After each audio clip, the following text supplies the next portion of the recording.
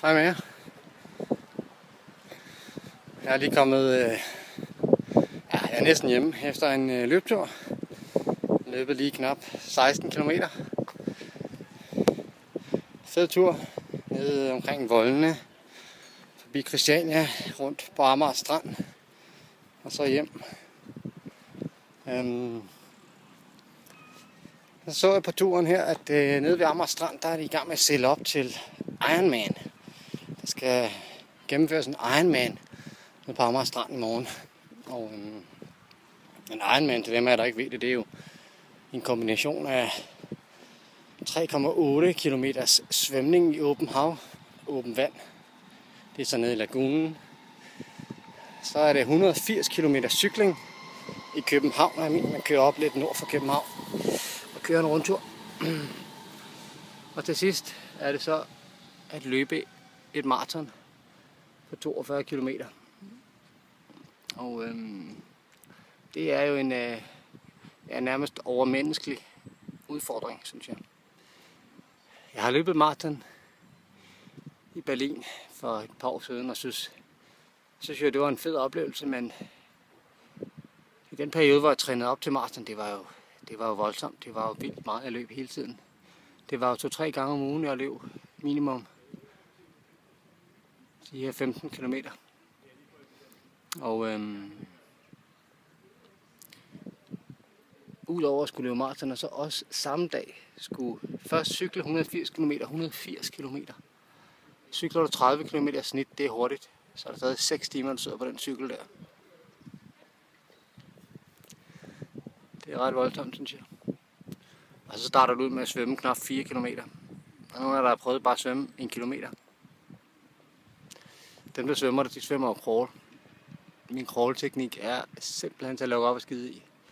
Svømmer jeg 100 meter crawl er helt flad. Faktisk er det allerede ved at indtræffe for 60 meter.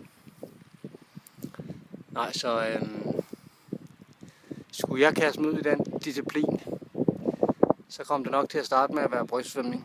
Det kom det til at være cykelturen så afslappet som overhovedet muligt, så jeg var klar, når jeg kom ind til at løbe det maraton.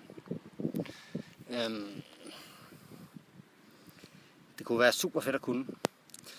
Jeg erindrer, da jeg løb maraton, at jeg var fandme også i god form. Jeg var i skide god form. Og jeg synes også, at når man er i god form, så føler energiniveauet også bedre med. Man har en naturlig tendens til at spise sundere. Fordi at kroppen skriger ikke længere på sukker. Kroppen skriger på det, den skal bruge for at bygge sig op igen, altså proteiner og kulhydrater. Og det kunne være skide fedt, så jeg kunne faktisk rigtig godt tænke mig det. Det kræver bare en voldsom indsats, og jeg tror, det er svært at kombinere det med alt det styrketræning, jeg gerne vil træne. Fordi det synes jeg er fedt, og der har jeg også opnået målbare resultater.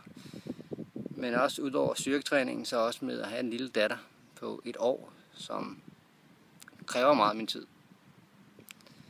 Og en kone, som ikke er villig til bare at overtage passechancen 100%. Det ville det nærmest kræve, jeg ville hver dag ville jeg skulle ud et par timer og enten løbe, cykle eller svømme. Det er måske ikke meget værre, end jeg gør nu, men nu træner jeg selvfølgelig. Nu styrketræner jeg. Jeg vil tro, at hvis jeg skulle træne op til Ironman, så ville jeg skulle være tvunget til at sætte mit styrketræning på standby. Det tror jeg ikke, der er nogen vej under. Jeg kan ikke se, hvordan jeg skal kunne både cykle, svømme og løbe samtidig med at styrketræne. Jeg vil gerne styrketræne som minimum hver anden dag. Hvis jeg skulle gøre det, så skulle jeg måske i virkeligheden vælge at begynde at træne nu. Jeg har fortalt, at jeg har den skulderskade, som fraholder mig fra at træne tung bryst.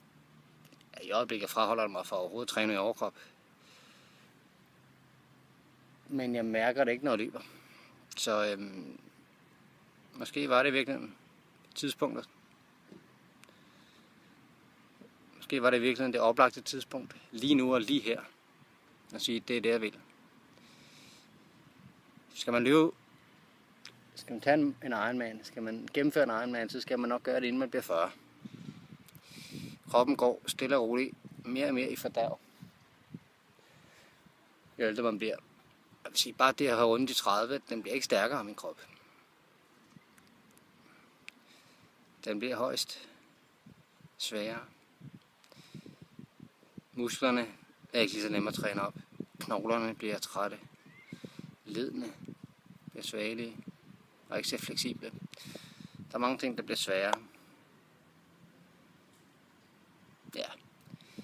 Jeg tror, jeg vil afslutte den her lille fortælling med at sige, at det er noget, jeg vil tænke over. Jeg vil rigtig kraftigt overveje det. Specielt hvis min skulder bliver ved med at værke. Hvis min skulder bliver ved med at gøre et væsen af sig, som gør, at jeg ikke rigtig kan træne bryst, så er det sgu da oplagt at gøre det. Tag chancen. Slå til. Prøv det. Det kunne da være for sejt at gennemføre en Ironman.